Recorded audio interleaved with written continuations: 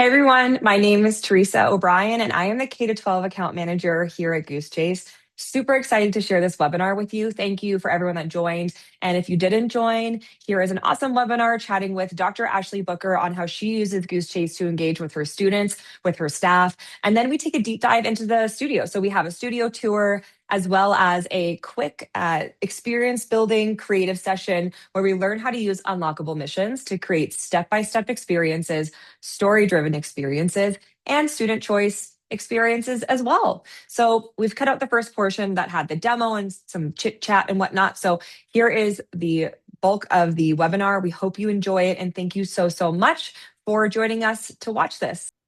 All right, so now that you guys have felt what it's like to be a participant in an actual Goosechase mission, the urge to move, to look around, to find the answer, I want to share the why behind designing experiences that way and why it's such a hook for my students, whether they are squirrely little eighth graders or seasoned veteran educators. So, the tension right now, like I mentioned before in my intro, is really building with technology. A lot of states are starting to ban cell phones, and we're trying to figure out ways how we're still having students interacting with technology, but in productive ways. We know from the research, especially Richard Lou's Last Child in the Woods was the landmark to really kind of start pointing out that young people are spending less and less time in meaningful contact with the natural world. And we have this rich tradition of place-based science education that says, get kids outside, get them curious, and get them observing. But when I take students to a creek or a campus green space, the phone was the distraction. So that was the biggest issue I was battling. And that's where Goosechase came in. That was my light bulb moment, is that I will be able to give those phones a purpose. Right? Next. All right. So I use Goosechase across three different contexts. Mainly in my middle school science class, we do a watershed water quality unit every year. So I designed a watershed investigation where students use Goosechase missions to document the macroinvertebrates we collect, record their water quality observations, and photograph evidence of human impact on local waterways. The phone was becoming a scientific instrument in this instant and not just a distraction.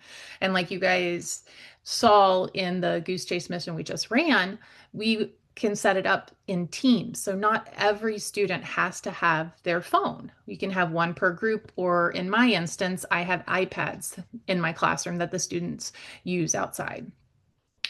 My next way I use it is in the University Methods course that I was telling about as well. I use Goosechase to model inquiry-based pedagogy. Students experience as learners first, as you see my one example student in the image of conducting an experiment at home and recording it. They got really into it. I got great videos from those. So as the students were learning, they experienced it, and that was the huge thing for them, is that they saw why they do science as learners first, why they get into that experience first before leading with direct instruction. So they were able to design their own place-based experiences, and feeling this tool like Goosechase beforehand really helped change how they think about providing their own students experiences in their future classrooms. And then lastly, in K through 12 professional development, I've used Goosechase to do place-based learning at conferences itself. Teachers who experience the tool as participants are dramatically more confident building them their own. And it's very user-friendly. It's probably one of the more user-friendly teacher apps that I've come across. And because of that, educators feel empowered and they feel they're able to teach it. And that consistency helps shift the mindset about how mobile technology can be such a negative, and hopefully open the door for more positive usage. All right. Next. All right. So the moment I love the most, obviously, is seeing what happens. This is what I call the magic moment. This is when the student points out with their phone outside, they're doing a mission. I gave them purpose and a reason to look.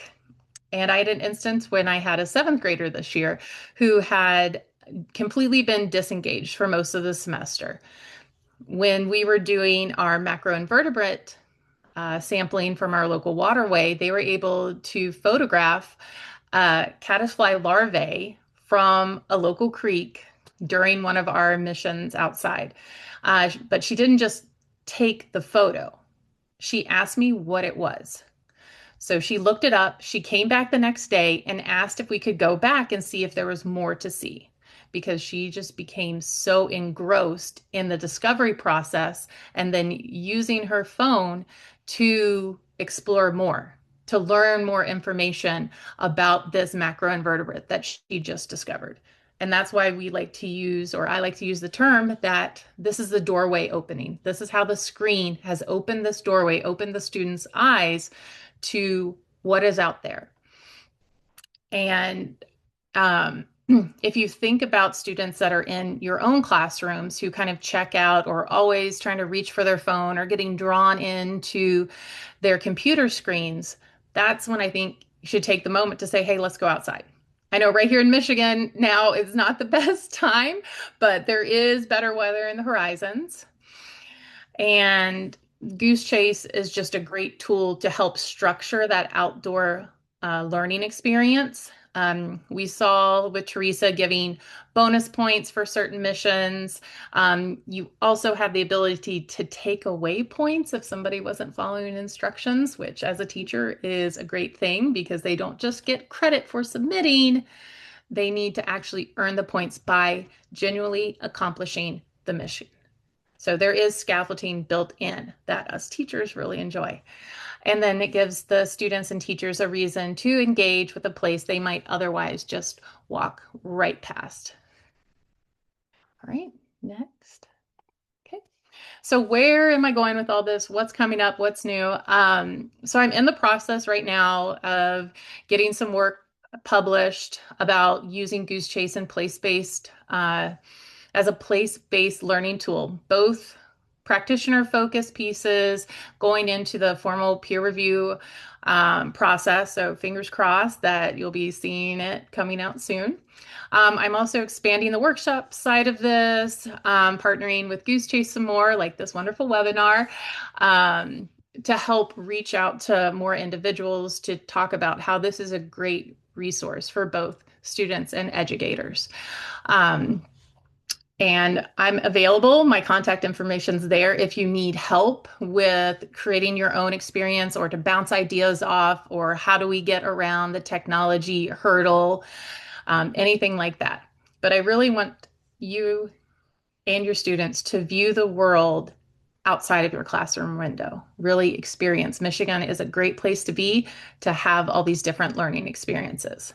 And again, I'm here to tell you, and I'm here with Mia and Teresa to say Goosechase is a great avenue to help and bridge that gap between our tech native students and the wonderful world outside. So thank you. Amazing. Thank you so much, Ashley. I really love how you said that our platform is easy for anybody and especially teachers. And I think that's a piece of feedback I get a lot, especially with how busy teachers are. I know you have a lot on your plate. So I also just want to let you know, as the go-to Goose for K to 12, I'm here to support. So as well, if you have questions, if you're, let's say, a ninth grade math teacher and you're like, how do I use this in my classroom? Send me an email. I can send you a template that you can either use right away or get inspired from. So you're not alone in this journey. You've got Ashley, you've got myself, and our incredible Goosechase team that's always happy to help. So before I move on to the Goosechase Creator Studio tour, I just wanted to ask if there were any questions or if anybody had anything specific they wanted to ask Dr. Ashley Booker before we dive into the studio.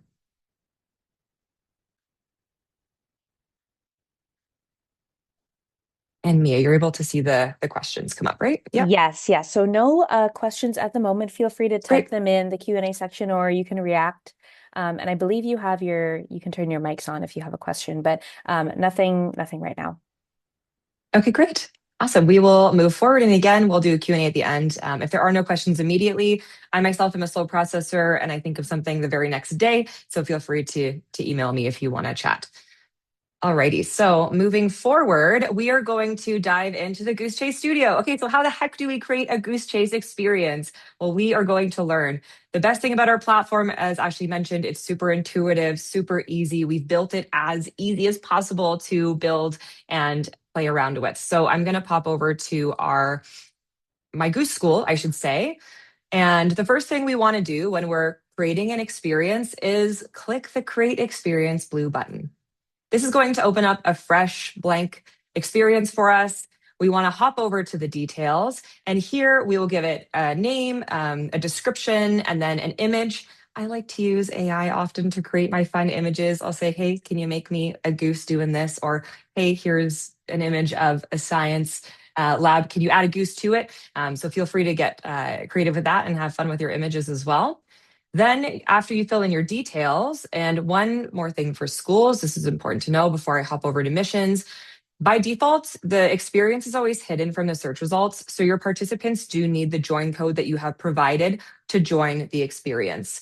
If ever you wanted to make it public, you could make that available in search results, but I do like to highlight that for our student privacy. Hopping over to missions, this is where we create the tasks. So the things that you were completing in the test experience that we ran. And there are 3 styles of missions.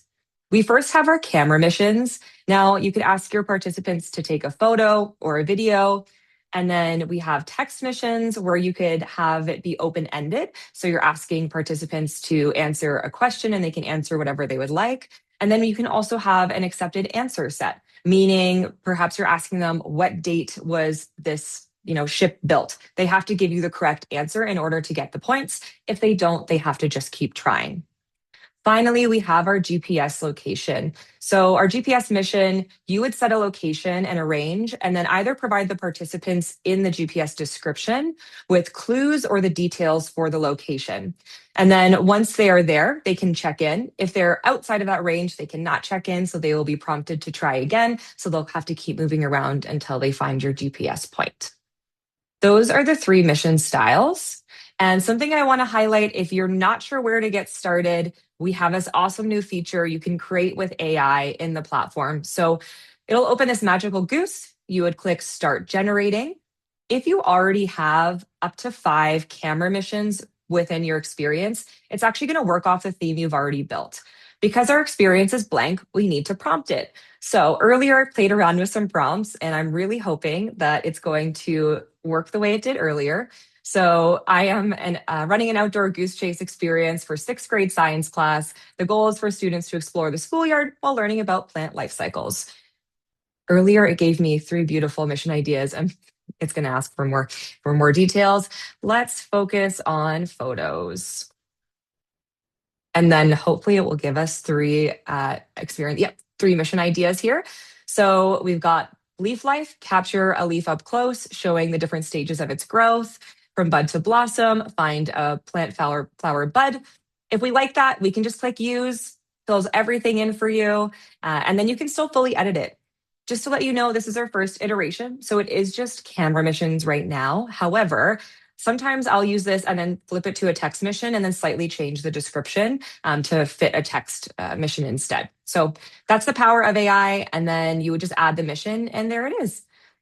If you like this, but it doesn't exactly fit what you're doing right now, you can also choose to save it to your mission library by hitting the save button. That's going to save here in your library, and then you can browse the library and pull that mission back into an experience at any time.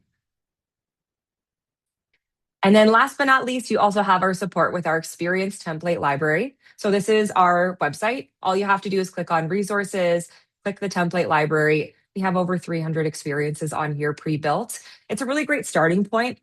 Just to give you some fun, goosey insider information, we are working on an experience like a whole experience generator. And it's something that I have access to right now. So if you're teaching something and you can give me the standard, the grade level, I can actually make you an experience and send it to you. So do please reach out to me directly. Happy to get you started with an experience template. And it will probably end up on this library anyways. So if you're unsure, if there's not something on here that meets your needs, just let me know. Happy to share. Okay, so those are the basics on experience building.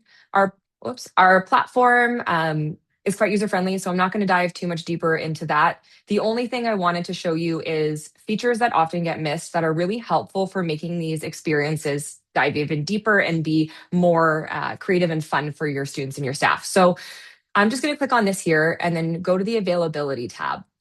This allows me to set missions to release either at a specific time, expire at a specific time, or the most fun, we can click when another mission is completed. I do need to add another mission to do that. So I'm going to open my AI generator once more. We'll add this one, add mission. Okay. Clicking on this mission here, hopping back into availability settings. When another mission is completed, and I'm going to choose from Bud to Blossom.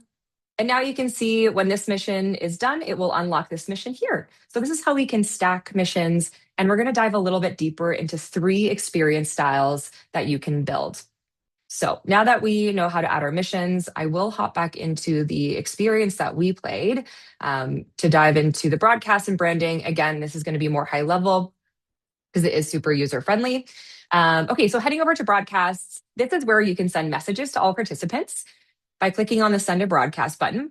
You can also pre-schedule these. So if you want to send a message at the start, the middle, and the end of an experience, you can set it and leave it, and it will just do its thing as you're out there having fun with the students or your staff. You can also choose to send direct broadcasts. So let's say Ashley was our winner of the experience today. I'm going to message Ashley directly and say, hey, you won and you're going to get a cool Goosechase hat. Please meet us at this booth. So you can direct message. Something to note, this is not a two-way messaging system, so they cannot message you back. If you do need them to be able to message you, just remember to include a contact information either in the initial broadcast you send out or in a mission itself. We also have our branding page. Here you can add an event image or a sponsor image to your experience. This will display for the first 5 seconds when a participant joins the experience for the first time. Now heading into our Publish tab, this is where you will set up your participant preferences. So you get your join code, your invite link, or the QR code. If someone scans the QR code and they don't have the Goosechase platform, they will be notified to download the platform first, and then they can either rescan the QR code or just pop in that join code once they have the Goosechase app. Scrolling down, we have our settings for how we want them to join. So do we want them to join as teams or individuals or both teams and individuals? That one's great for community events, family events, if you're not sure if people want to play solo or in teams. And then you can also do it manually. So if you want to control how students are joining, perhaps you want teams of 3, you want people that do not know each other working together, you can pre-create those teams and then let them know as they're joining, hey, you're on Super Goose team, you're on the Goslings team, and then they can join the correct team as they're entering into the experience. Then we have our start and end. As simple as it sounds, you just start and end. So you put a start date and an end date for your experience. Then our review page. So this is what we were looking at earlier. The activity feed is something the creator and the participant will see. If you have something hidden from the feed, so maybe you're asking students or staff for feedback, how did today go? What was the hardest part of your day? And maybe you don't want that to be visible to all participants. You can easily hide that from the feed by clicking on that mission, hopping into settings, and then hiding it from the feed instead. By default, text missions are always hidden and camera missions are always visible, but you can change the settings on both of those. And as Ashley mentioned, you can engage, so we can assign bonus points or add a minus sign to remove points. Tammy, I'm not going to do that to you though, don't worry. We're going to keep your points. And then you can also, I know that I've worked with students as well. I was a former tour guide with students every summer for 4 years. So sometimes I know things come through and you're like, we shouldn't be posting that. You can delete the submission as well. So that will delete it for everybody. Hopping to the leaderboard, this is where you can see the points rolling in. Points are automatic. So once a mission is completed, they're automatically added to that team and they will move up the leaderboard or move down the leaderboard, depending on how many missions they're completing. Another fun new feature we've added is you can now hide the leaderboard. So if you're doing a school-wide event and in the last hour you want to make that hidden, you can just hide it until you reveal it or until the experience ends. You can do that while the experience is happening to keep it an extra surprise and fun. And then again, you can adjust scores here. So maybe you're, again, doing a school-wide activity and you see a team has sabotaged another team. They've taken away a clue. You might know who that team is and you might say, hey, you know what, Mia sabotaged that team. Even though she has no points, I'm still going to take her points away. She has no chance now. Or if they've done something awesome, maybe you're adding 200 points and saying, hey, I saw you held the door open for that other team, 200 points for being kind. You can also direct message from here or broadcast from here as well. So send a message to that individual team. Under the submissions tab, this is where you can see all of the submissions coming in for every mission you have created, organized neatly and nicely. So if we were to click on Furry Friends, we can see all the submissions for Furry Friends here. We can again engage with participants by assigning bonus points. We can download that individual photo. We can also delete that submission, and we can also like it. I forgot to mention in the activity feed, the participants can also like each other's posts. I think it's great. It's positive, but that's all they can do. So they can't comment on each other's posts or submissions either. And then finally, if you want to download all of your content, you can do that with the click of a button. You can just click download. And if you download it as one big file, you'll get a file that is camera, so photos and videos, and then one that is all your text missions. This is awesome for school yearbook, school slideshows, social for the school. And then if you're doing any feedback collection again, let's say first day of school, what are you most nervous for? What are you most excited about? What did you learn about the school today? That's going to be in one neatly organized Excel document for you at the end of the experience. Hopping to our stats page, here we have how many teams joined, how many completed at least one mission. And then what I love is most popular missions. So I often go and attend conferences and run experiences, and I'll look at what's most popular and then cater our next conference. So if we're going back to McCall, okay, what did people engage with last year and what can we do more of this year? And what do we need to take away? So this is really great if you're running experiences in, period 1, period 2, period 3, semester 1. You can take a look, what went well, what didn't.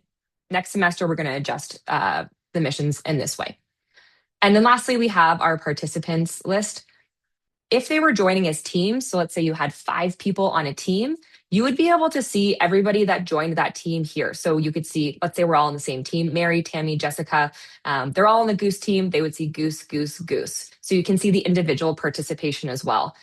You can hop down and you can say, hey, you know what, I noticed Tammy's actually participating the most. I'm going to speak to that group and let them know we need more participation from Jessica. So great for the teaching aspect as well. That's it from the studio tour. I'm going to stop there. I know I've been speaking and talking a lot. Any questions on any of this? Or while I have the studio open, can I show you anything? Teresa, I have a question that came in from Jessica, and she is wondering, can you do a text Goosechase on Chromebooks? Can we do a text Goosechase on a Chromebook? Do you mean just the Goosechase itself? We are compatible with Chromebooks and iPads. Is that what you mean? Jessica, I'm going to, if you want to share your question, I'm going to hit allow you to talk. And if you want to get on the mic and expand on your question, you can do that.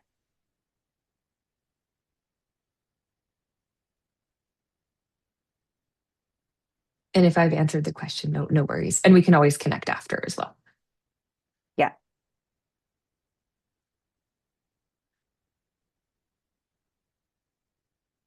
Okay, perfect. Yeah, I think that question was answered. So yeah, we're compatible on Chromebooks. You can do any of the missions on there. Yep. Something to note, just as someone who works with schools and has worked with schools for a long time, often approval process is to download apps onto Chromebooks or iPads. So if that is something, you might need approval from your district, of course, to download the app. Something to share that's really exciting is we are developing a web app. So soon you'll be able to play from a website. You won't need to download an app that's currently in development. We don't have a release date for that yet, but just to let you know that is something we are working on to make Goosechase even more accessible to our K-12 creators. Okay, I'm going to hop back over to here because I want to show you 3 experience building ideas. And I know I'm just being time conscious. We have about, I think it's 10 minutes, Mia, left. Yeah, just so I under won't 10. dive in. Okay, perfect. I won't dive in too deeply here, but here are 3 ideas for building an experience using unlockable missions. The first one we have is the step-by-step sequential. You're leading them through one mission at a time. So we have the experience example here of they're doing a chapter study. Their chapter study is To Kill a Mockingbird, and you have them answering questions for every chapter. So chapter 1, they meet Scout. Chapter 2, they ask what Scout's challenges were at school, and so on and so on. We can do this for tons of things, leading students around a science lab. Step 1, get your instruments. Step 2, get your materials. and so on and so on. So that is one way you can use unlockable missions. Another way is story driven. So instead of your general, new student tour or orientation, you might make this into a goose chase, and using unlockable missions, you can set one mission that unlocks perhaps two pathways, and each of those pathways unlock a bunch of other missions. So this way, students aren't just walking around the school or being toured around, they're stepping into a story. For example, you might set your story as the school has a curse and the student's goal is to break that curse throughout the day. So perhaps they have to go and give their principal a high five, and every high five that principal gets, the curse breaks a little bit more. Or maybe they have to go into the library and find a book that has a title that looks like a spell, and then take a photo of that. So by the end of the day, they've met all the people they need to meet, they've engaged with other students, they've learned about the school and where they need to go to get their things while having fun and not even realizing it.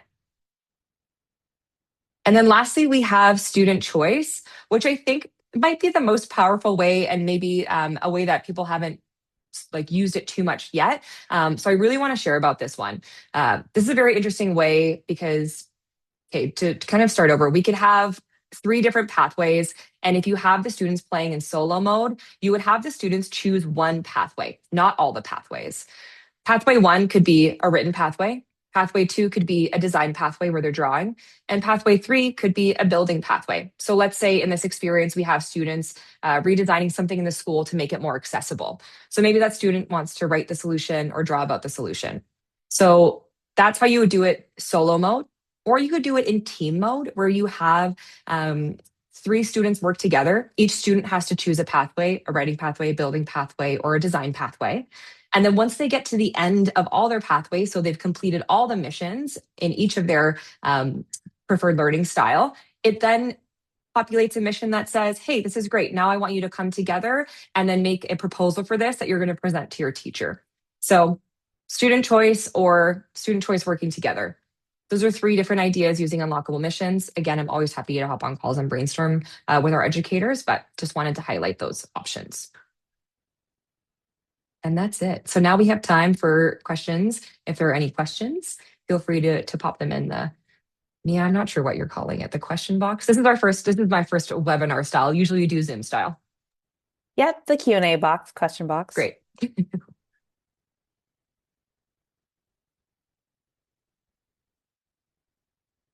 And if there's no questions right now, that's okay. Dr. Ashley, do you have anything to share or anything else that you wanted to? Well, I guess from a teacher aspect, I posted a link to an article from the Goosechase website about getting the app on Chromebooks, because my students all have Chromebooks. We're one-to-one. I just sent it to my IT department, and they were able to push out the app to all students' Chromebooks. And that helped with getting other teachers involved with using Goosechase because kids automatically had it on their Chromebooks.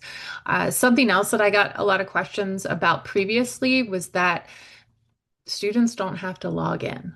And that is a huge selling point with safety concerns. I know a lot of apps at my district are banned if they don't have certain privacy settings. So students can't just do Google One sign on and everything's good to go. But with Goosechase, it's great because all they need is that join code. And then the fact that you can designate teams and make sure that Mikey and Johnny aren't on the same team together because they don't work well is very helpful with trying to maintain the chaos. Amazing. Thank you so much. Yes, they can join as complete guests. So no information is collected on their end. All they do is create their team name. That was a great point. Awesome. And any questions from the crowd, Mia, or?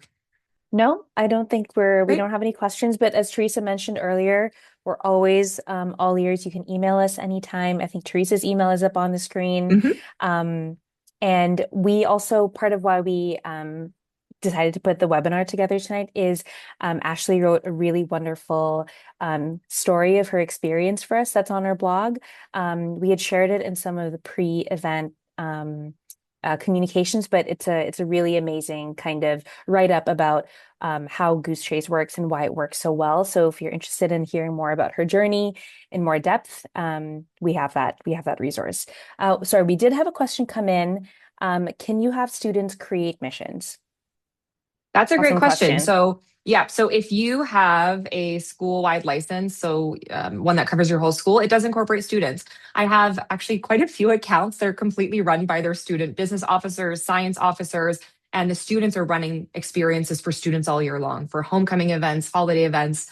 And then the science officers are literally teaching other students in younger grades about science. So, absolutely, students can create missions. It just depends on how you want to give them access. Something I can show you is if you're a teacher and you have even the free account or the Educator Plus account, which is for your classroom, you can still add them as a collaborator. So the student doesn't actually need to join or like share your. We don't encourage sharing accounts anyways, but if you click on the three dots of any experience you've made, you can invite a collaborator, just as we did here. So we got Mia and Ashley here. We're all able to work together on that experience together from our own account. So you can absolutely add students to your experience to help them or to for them to help build the experience. Great question.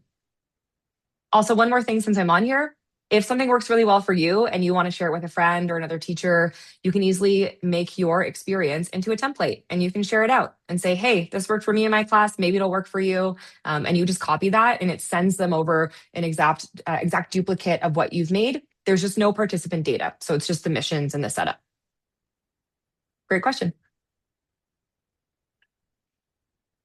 I think those are all the questions we got. Awesome. Well, thank you all so much for joining. It's a pleasure and it's really nice to get on here and chat with Ashley. I haven't had the opportunity to do a webinar or presentation live with another educator. So it's really great to do this with you because I also learned from you. I learned from our educators. I'm not the one in the classroom every day. So I really love to hear your stories and how Goosechase is working for you. Hey everyone, it's me again. I just wanted to say thank you so much for watching our webinar. And if you have any questions, you want support building an experience for your classroom, do not hesitate to give me a honk at teresa@goosechase.com. I am your go-to goose here. Thanks again, and I hope you have a great day.